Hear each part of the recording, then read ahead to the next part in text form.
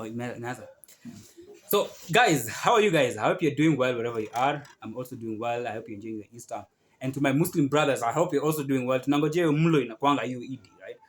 So, so today I want to speak about two things. One, over the weekend we were talking. I like talking. I debate a lot with friends.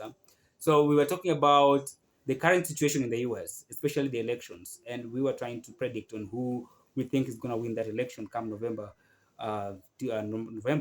this year. And to me, I believe that Biden is going to win. They thought that Trump is going to win, and yeah, the analysis were convincing. The analysis were convincing, but also mine were quite convincing too. So today, in this podcast, I'm going to dedicate this podcast, by the way, to explain to you why I think Joe Biden is likely to win this election, even if Trump is coming up so aggressively. And secondly, I'm going to talk about my article which I authored the other day about why I think religion is dying in the face of Gen Z. And by the way, this article has received a lot of criticism than ever. And by the way, I embrace criticism because they do a lot of things to me. One is that they help me improve my next writing. So you find that when somebody is submitting his criticism or her criticism, she's like, I don't like this, but next time maybe you could do this and that. I always like that kind of criticism or that kind of comments because then it comes with suggestions on how you can improve your writing or on how you can improve your content. I like that, by the way. Thank you guys for doing that for me. But more deeply, people are able to engage with it in a more emotional way, and like people are like, oh, why are you against the church? Why are you against religion, and so on and so forth. So I want to make things clear, and I want to just explain to you why necessarily I think that it is religion in of itself can die or is gonna die in the next 200 years, in the next 300 years. And so please don't move, don't go anywhere. We're going to have this full blast conversation today. So first, you have to understand in the US that we have election going on. So of course, Donald Trump versus Joe Biden. So Joe Biden is the current president of the US, and you need to realize that Joe Biden is one of the things that has become center of US and politics when it comes to this election. As far as Biden is concerned, so Biden is too old. I think currently is nearing 81 years. And so some section of Americans have thought that or have believed that that is an age which is not good for an American president. And so they even fear that should they elect Joe Biden, he might not even be able to finish the term and he might even die in office. And that is something that they're really worried about. And so you found that majorly many Americans, some section of Americans, which are majorly Republicans or members of GOP, they believe that yes, Donald Trump is not a good option, but Joe Biden might even die in the next 2 years. So at least we'd rather have the bad president than having no president in the next 2 years. And I think that's fun enough. But I think that is just a propaganda done by the GOP guys to be able to, hoodwink other population or other guys to not vote Joe Biden. So you need to understand also that I think Donald Trump has quite a number of issues at play right now. So if you understand US politics, you understand that after the election in 2020, which by the way, Trump never really accepted the laws, he said that election was rigged. He said that the system took away the win and the election was stolen. And when he did that, he tried everything he could to ensure that he stopped the transfer of power or to stop, the usual transfer of power to Biden. And that led to a very ugly incident, which is famously known as the Jan 6th, which happened in 2021. And this was an incident where Trump's supporters, Trump's followers, were rallied by Trump's rhetorics and Trump's sentiments, to go to the Capitol Hill, which is the U.S. Which is the U.S. Congress, where usually the transfer of power happens, right? Where you find that legitimately power is transferred to the incumbent president, to the president-elect, right, before the swearing in. So this was very ugly incident. Trump supporters went to Capitol Hill. They did ugly things there. And in fact, by the way, some lives were lost, right? So this is something that was really bad or tainted the US image, especially on its democratic processes or in its democracy kind of, kind of legitimacy. Because many countries across the globe, sees US as an inspiration, right? Because the US is the perfect experiment of, democracy and democratic values and principles and things like that. So when you have an incident like this which tries to challenge the very same democracy, then other countries that you inspire will no longer get inspired by you. So you see many American leaders which really are opponents of Trump's. And by the way, some of his closest aides and closest supporters really say that no, this is the time that we really have to disassociate ourselves from Trump's doing, from Trump's rhetoric, from Trump's sentiments, and from Trump's efforts to alter the normalcy of the democratic standing of the U.S. So you find that this incident made American people get worried. And you find that even many of the Republican leaders that were key supporters of Trump during his presidency and before he even became the president say that no, this is no, Donald Trump is responsible for this. And so you find this has become a topic of discussion, especially for anti-Trump campaigners or for opponents of Trump. Democratic Party, they've been like, no, we can't let this guy. This guy is a danger to the U.S. democracy. And you find that this is not a propaganda. This is not a narrative bought by only Democratic members or Democratic people. They're also bought by GOP. And you find that even find key leaders in the Republican Party, people like Dick Cheney's daughter, Lisa. They're really she's always against this guy, and he's always like, she will see it that Donald Trump doesn't come back to the Oval Office. And yes, Trump has been able to fight, and he has won Republican Party's nominee, and it's going to be, of course, right now he's a presumptive Republican Party nominee. He has won against Nikki Haley after the Super Tuesday, and yeah, all the successes are good. But the main election is November, and he's going against the incumbent president. And one of the things I always believe is that if somebody is able to pluck you out when you're the president, tell me the magic that will happen this time when he is the president now. He got you out when you claim to be more powerful, when you are the president of the United States, and now you believe that you're going to pluck him out. Guys, come on. I think this is just delusional. And I think many of the people who support Trump should just wake up and say they've lost. But secondly, factually, you need to understand that Trump right now is struggling with a lot of court cases, and which has taken a lot of his money, by the way.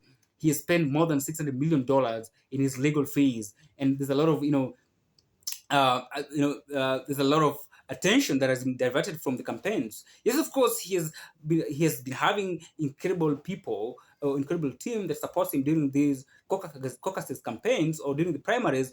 But this is the main election. And the main election, you have to be truly there, but you can't be truly there when you're really, really disrupted or when your attention is not truly there. And this is something that you all have to take into consideration.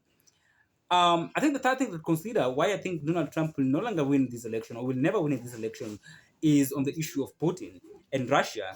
I think when it comes to Russia and Putin is a key topic of discussion, or is a key center of political discourse in the US, right? This is where people draw the line, right? People are like, okay, all Americans, we are the enemy of Russia is our own enemy, and Putin is a dangerous figure to us, and we have to really fight against him. And so every American will want to elect a leader who will stand firm against this president, against these, this president and this country, which they see as an enemy state. Now, this is how people think of Donald Trump.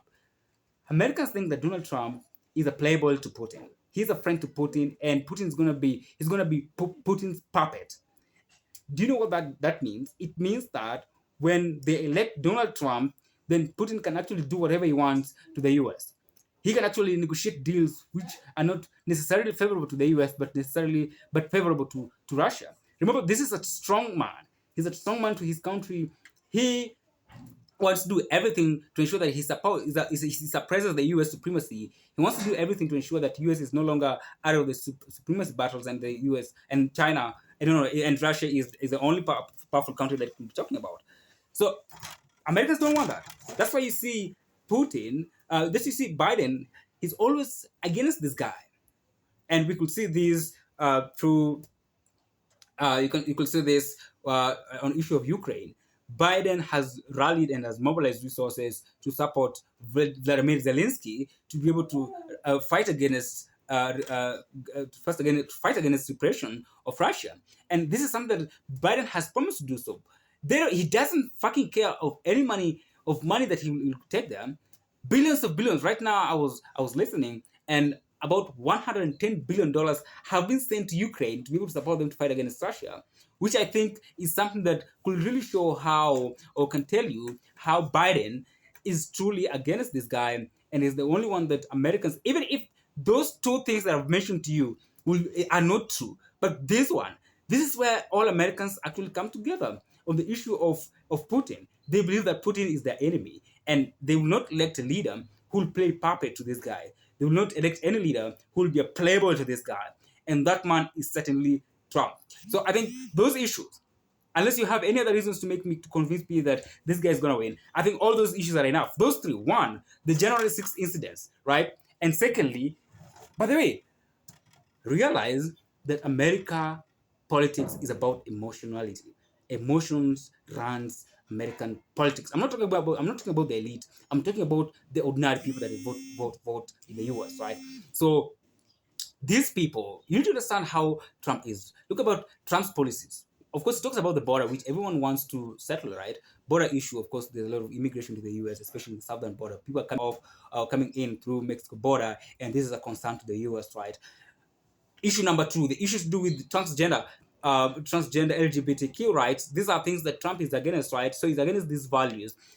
Guys, I'm not supporting LGBTQ. I'm not in their support anymore. But when you look at the politics of America, how these guys have been repressed, how these guys have been fought, how these guys, some of them have been killed, how policies that have been drawn, policies before have been very, very disfavoring to this guy.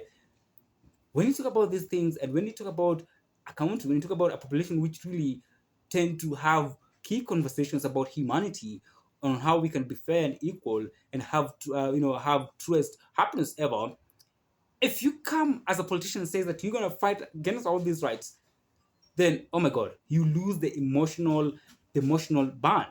You lose the emotional kind of ammunition to this. They're going to say, yes, we're not anti-LGBT, we're not for LGBTQ, but the basic thing that you're going to fight against are the things that draws out the humanity aspect from us. And so yes, we're not going to elect you. And so I think those four issues really, really convinced me that Donald Trump, he will not get elected by American people.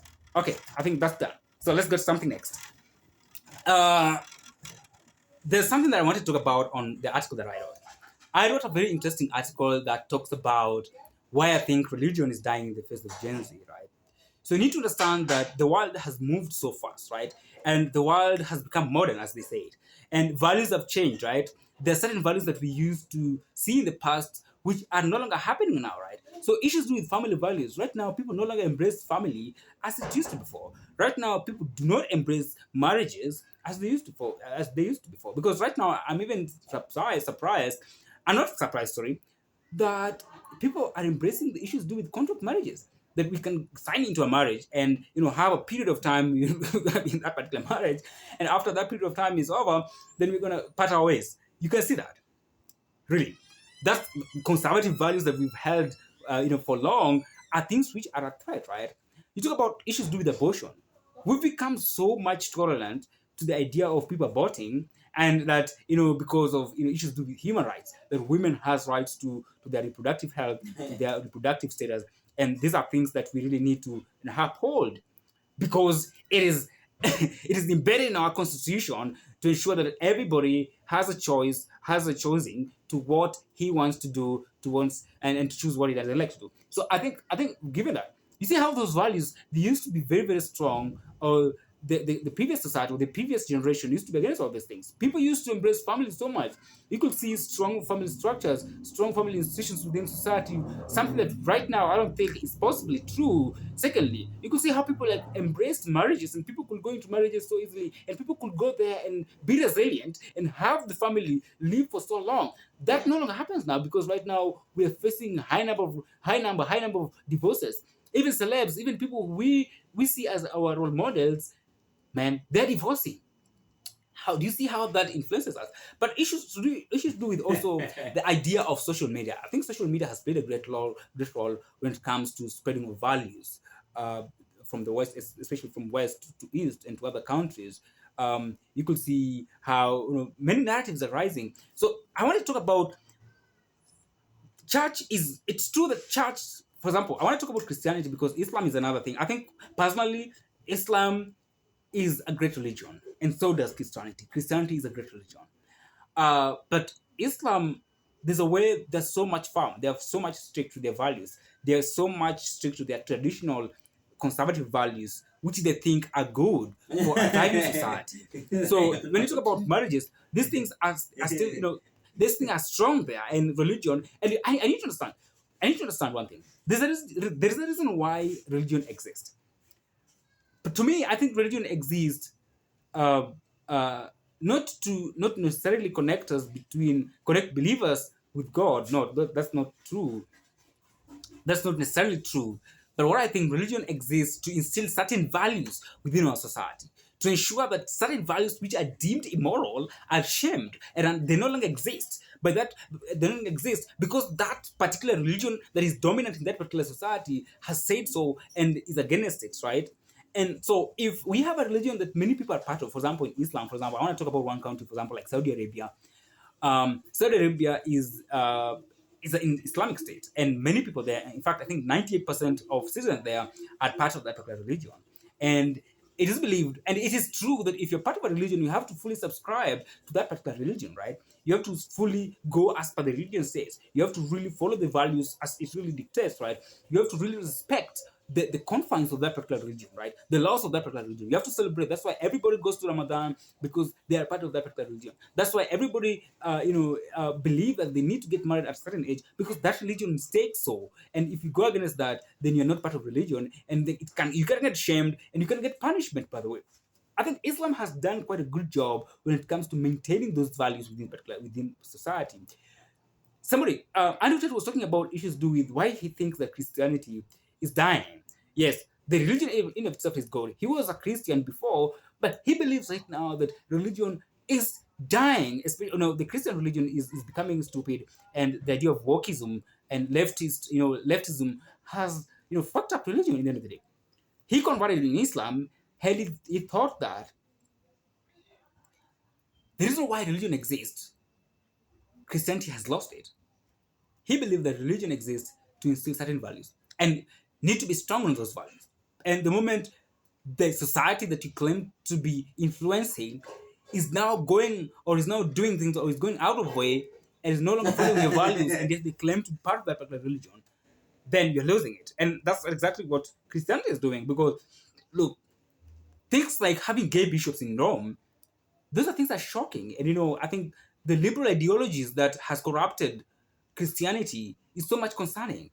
The idea that we need to be tolerant to certain things that we don't necessarily agree with because somebody has said so, because small group of people have said so, is very, very ludicrous, and we don't have to necessarily agree with that. And I think that's very bad. And this is why, when you look at the Kenyan context, many youths doesn't go to church, right? Born 1998 up to now, we don't go to church. Why? Why do we go to church? And I think this is the main reason why it doesn't, why religion is losing, especially Christian religion, is losing weight. They're losing influence in our society, especially in Kenya and even in other countries in Africa. Why? Because we are no longer part of that particular religion. We no longer go to church. We're not actively involved with the church, and we're not part of that religion. And that is the main cause of all this, of fading away of values that we've deemed very important all this time. So I want to make things clear. I'm not against Christianity. In fact, I'm a Christian. I'm a believer. I believe in God. I believe that God created me. And in fact, one of the things that I fear is